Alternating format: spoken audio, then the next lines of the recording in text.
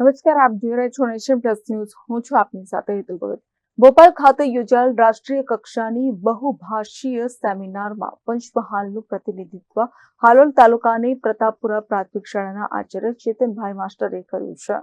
હાલોલ તાલુકાની પ્રતાપપુરા પ્રાથમિક શાળાના આચાર્ય એવા ચેતનકુમાર શાંતિલાલ વાડન, જેમને ભોપાલ ખાતેની આ 5 દિવસીય સેમિનારમાં હિસ્સો લઈ રાષ્ટ્રીય કક્ષાના શિક્ષણ જગતના મહાનુભાવો RIE NCRT મંડળના ડીન ડોક્ટર મંડળ સાહેબ ડોક્ટર સુરેશ મકવાણા તેમજ ગુજરાત રાજ્યના પૂર્વ નિયામક રાઘવજી માંગળ, શૈક્ષણિક જગતના 5 રાજ્યોમાંથી ઉપસ્થિત રહેલા 50થી વધુ શિક્ષણવિદોની હાજરીમાં પંચમહાલની દર 4 ગામોએ બદલાતી ભૌતિકી બહુભાષીય અને વિભિન્નતામાં પણ ભિન્નતા ધરાવતી પંચમહાલની બહુસંસ્કૃતિને રાષ્ટ્રીય કક્ષાએ ઉજાગર કરી પંચમહાલ જિલ્લાનું પ્રતિનિધિત્વ કરી પંચમહાલ જિલ્લાનું નામ ભોપાલ ખાતે અંકિત કર્યું હતું.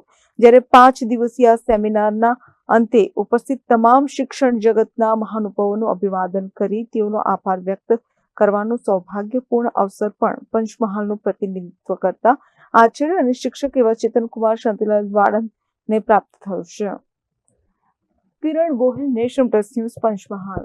સમાચારોના સતત અપડેટ મેળવવા માટે અમારી નેશન પ્લસ ન્યૂઝની યુટ્યુબ ચેનલને સબસ્ક્રાઇબ કરો, બેલ આઇકન દબાવો અને જોડાયેલા રહો ફેસબુક, ઇન્સ્ટાગ્રામ અને ટ્વિટર પર.